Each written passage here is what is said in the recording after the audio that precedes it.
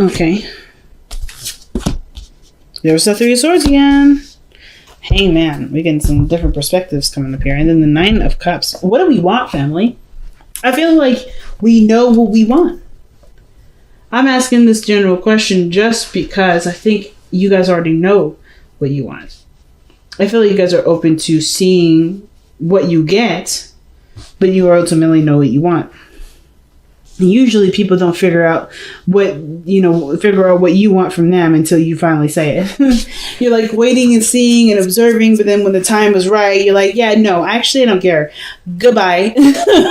So yes, Nine of Cups. This is about desire, wants, feeling content, feeling happy, or this is personal happiness.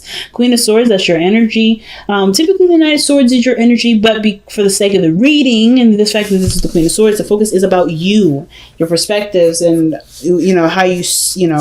how you view things. But it also could tell me too that you guys are being very logical about the relationships that you involve yourself in. You guys are probably a little detached with the people that you're involved with because, of course, there's an aspect of you that's protecting yourself right now. Three of Swords don't come up for nothing. There's some things that you're protecting right now. You're not fully giving of yourself at this moment. Like this Queen of Swords, I don't ever see her giving of herself to others. She's always reserved in some way, shape, or form because she's trying to protect herself. That reservation is what makes her truth so potent and so strong, and sometimes pretty gosh darn deadly and pretty gosh darn painful because she's not looking at the situation from your perspective. The Queen of Swords is typically the card for Libra. But Libra is also about rule following and following things by a certain way. And if there are certain things that she has in line, no matter what you do, it still does. Unless, of course, there's great reason, which is why this person, the Queen energies are usually more receptive than Kings. They'll at least see your side of the story, but usually they still stay the same way. So I feel like you're open but not open, Gemini. You have one foot in, one foot out. Like you're ready to kick someone's ass, but you're also waiting for them to put that glass slipper on your shoe, and you go about your business from there. Sorry for that really weird noise. It was my computer being crazy. Anyway, so in the past you had the Chariot. Things were going great. Like I feel like the situation was going perfect as long as you kept things in an orderly fashion, kept moving, kept things in organized condition. As long as you took care of your needs, you were able to do what you need to do to get what you wanted out of it. But now, with all the work that you've been putting in, I feel like you guys are trying to figure out what are the next steps. Because, of course, with the work that you've put in from then to now, you're in a different place, you're in a different lifestyle, you're doing a lot of different things, but you still have got a lot of stuff done and not a lot of return from it. So I don't know if you guys are looking from the situation from the aspect of return, but more of emotional fulfillment. Because I feel like you don't mind doing the work as long as you get something emotionally out of it, which you haven't been getting out of. I feel like you guys have been, the reason why the Queen of Swords is coming up is because you feel like your emotional valves are depleted. Like there's nothing that's filling you up emotionally. So now you're kind of running on, on gasoline. Like we're all like, you've turned into robot mode in a sense. But I'm kidding. I don't think any of you guys turn into robot mode. I feel like you guys really want something emotionally pleasing, something emotionally satisfactory. You want to feel content. That's why the Knight of Cups is coming up here. And I feel like the more you start looking at and start reevaluating, the easier it will become to manifest. I feel like right now it's just figuring out what in particular do you want to begin, or what do you want to manifest? Figuring it out is the biggest thing, right? Making that decision to figure out what it is to want. I feel like you already know. So why do we have the Seven of Coins here? Why do we have the Seven of Pentacles? If you already know what you want, what is there to reevaluate? The Ace of Wands, reconnecting with an ex, starting something passionate, creating a new adventure. So you're really evaluating either the amount of passion, wow of excitement that you have towards something that you originally wanted to start, or you're reevaluating, getting back together with an ex, sparking something new. You put in a lot of work already when it comes to starting a very passionate lifestyle, but it's still a lot of work and not a lot of return. So it's running a little dry. But I feel like, what about that passionate experience do you want? Like, what kind of passionate experience do you want? Because I feel like it's now detailing what exactly you are actually trying to go towards. You know what I'm saying? Because I feel like you guys have already created some sort of passionate spark, something that really got you going, that began a new journey, but it's not in the area of which you would prefer. So what is it that you prefer? And I feel like once you figure that out, God help y'all, okay? God help the world, because you're going to be manifesting like nobody's business, okay? He's like, yeah, I got it now. I'm ready to go. And it starts happening, the magician. So it's just only a matter of time. What area of passion do you want? What part of your life do you want to feel excited for? Or do you want to start building something of great value in? Like, and I know it's not the pace, it's not the Pentacles energy or anything like that, but the Wands energy, that's excitement, it's passion, it's creativity. You know, it's very Leo-like energy. So I love it. Your best path to follow, the best path to follow is the Page of Cups. So the Page of Cups coming up in your best path to follow, really what the Page of Cups really means is that, this, something that you need to nurture, take time and taking care of. It could be a pet, a companion, an offer for, a connection or communication of some sort of emotional truth, or emotional, desires, or really developing something that you eventually want to have over time, right? So I feel like it's creating either a new dream or going after, or actually nurturing and growing some sort of passion here. Because the Page of Cups, that's someone that has a dream already. And like I said before, I think you already know what you want. But it's like the fire behind it. The work that's necessary to put into it. Do you want to do it? Is that there? Do you have that? Do you want that? Is that aspect right there something that that can lead to what you want? And some of you guys, it could be that you guys actually don't know in what area do you guys want this excitement to be, or this new, passion, this new project to come out of, or this new relationship, how you want this relationship to rekindle, or to be kindled, period. But I feel like if you start somewhere, it'll be a lot easier to pinpoint. So I feel like for a lot of you guys, you kind of have like a prelude to your story. Some of you guys are starting something that's not necessarily very serious, but you've put in a lot of work to at least see what area and what direction do you want to go in, right? What are you trying to achieve? You want a friend, but you want someone that can grow with you and can still keep up with you. I'm thinking of the 3 Cups, 3 of Swords, and the 8 of Wands. Someone that you could connect with, someone that's your tribe, someone that you mesh with so freaking well, someone that you can enjoy life with, someone that you can overcome pains and shadow selves and shadow growth with, that you can really, really grow with, It's this person that can trigger you, that help you look at yourself a lot more, but also can still go with the flow, that doesn't stop or get a little crazy when situations start to take a little bit of a different turn, right? They can go with the swing. And I feel like with the Page of Cups is like going for your desire, focusing on what you want, but feeling it for yourself. Do you have all those aspects in yourself? Because the only way for you to manifest whatever it is that you want, Gemini, you have to have that already preset, right? So I feel like with the Page of Cups, it's like, so how do you give yourself this? How do you make yourself feel this way? Do you have something already in progress that you're growing, taking time to build? Is that coming to fruition? Is this, are you doing this for yourself in some area? Let's see what additional information we can get with the Page of Cups. Page of Cups. Why is Page of Cups coming out for Gemini's advice? Maybe it's talking about expressing your love to somebody, extending your feelings out to somebody. Could be, oh no, probably not. Knight of Swords, 7 of Swords. The Knight of Swords doesn't do anything in secret. He's moving too fast, and he doesn't give a fuck enough to actually be careful in that area, to be more cautious and, sneaky. But you got 2 cards here, man. 2 confusing cards together. Like, this combination I would never thought I'd see.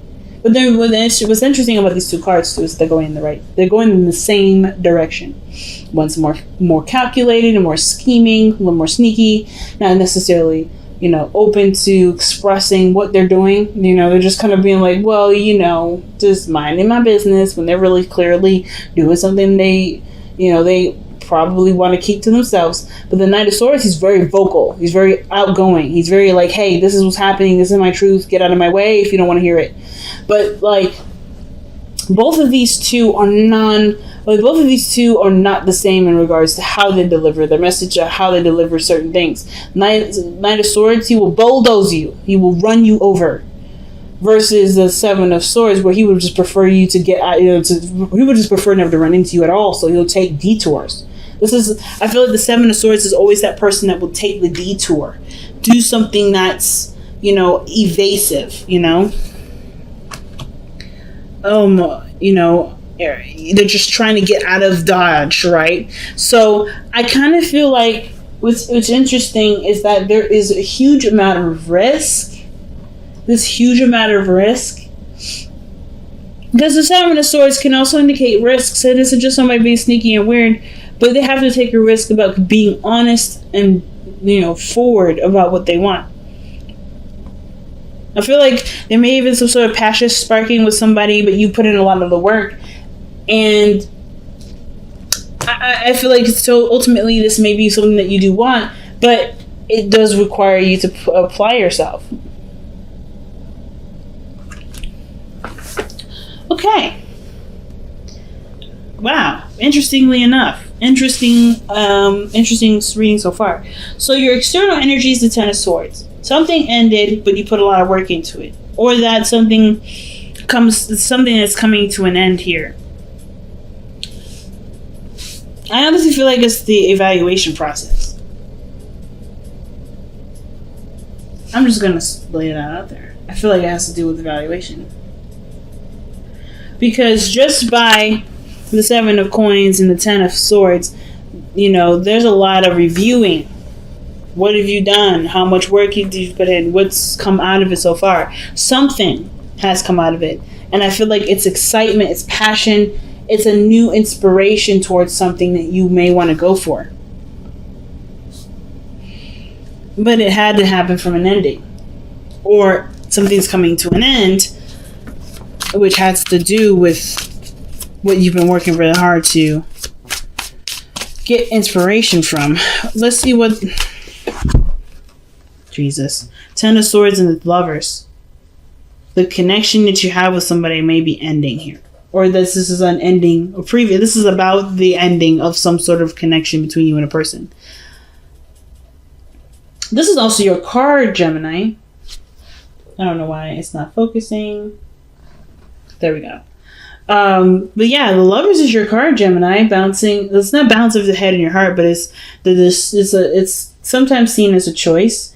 How I personally read it is the acceptance of your head with your heart working together with it as a team with your heart, versus your mind trying to convince your mind trying to convince your heart of something else, and of course your heart being extremely stubborn with it. I feel like the acceptance portion definitely really says a lot when it comes to the Ten of Swords, because the Ten of Swords, that's a card that does talk about deep acceptance. This cannot be changed. This situation is the rawest of the raw of all kinds of all the endings in the tarot. So the fact that this ending is so brutal and so painful, the only way for you to be able to love yourself and to move forward from it is by accepting this loss, accepting the situation as is, and knowing that there can be potential for greatness despite what has already happened. So the Ten of Swords comes up twice in this reading, but is also coming up with the Lovers. So interesting pairing. But I kind of feel like for some of you guys, it may have to do with a breakup, with something that's some sort of attachment or some sort of ending with somebody that you had a really close connection with. Really, really close. And then, as a matter of fact, if you look back at the three cards that fell out with the Three of Cups, Three of Swords, that's a connection that's triggering. That's a reunion that triggers you, or there's something. This is about your inner circle. That's about your inner circle and the part of that inner circle that triggers you. But I feel like that's something that you want. Even if it triggers you, it's something that you do want. It's just scary to put yourself out there. That's the thing. That's why you have the Knight of Swords and the Seven of Swords. Because that really weird tug and pull. Like, I don't want to do this, but I do want to do this. You're reevaluating it because your mind is like, remember what happened last time? But your heart is like, yes, this is it. This is my happiness. Are you going to allow yourself to do it, Gemini, now? Because I think the only thing the Seven of Coins is doing isn't really reevaluating. I feel like it is just I think it's reevaluating in the sense of how to make it successful for you. But I feel like it's also, a way of procrastinating. I think everybody's got a really weird procrastinating energy. But only, of course, right, to protect ourselves, to actually be sure that we can handle this. Because we don't want to hurt. We don't want to feel any pain. But pain also leads to great happiness and to great love. It can lead to those great things, especially with all of that coming to yourself. So the Three of Swords coming up in your hopes and fears. I think you want to overcome the pain that happened here with the Ten of Swords in the past. I feel like there may be something else coming into an end soon, but the Ten of Swords and the external energy like this, but it's not necessarily, it's not a new ending. I think it's just looking at what has been over for a while, accepting it, and seeing the potential for greatness. But by changing your perspective with the Hangman and your outcome. So the Three of Swords I really feel like is overcoming the loss, the pain, the triggering emotions, right? Like whether this is a friend or someone that you met that meant dearly to you as a relationship. This is something that you really will hope to overcome so that you can be open to seeing the world from a different angle, from a different view, to move forward with your life and know that you have, and know that you'll be okay, because you survived one of the greatest pains in your life. Man, this is pretty deep, Gemini. Was definitely not expecting this type of reading here. So let's see what we got going on for the Power of Surrender cards.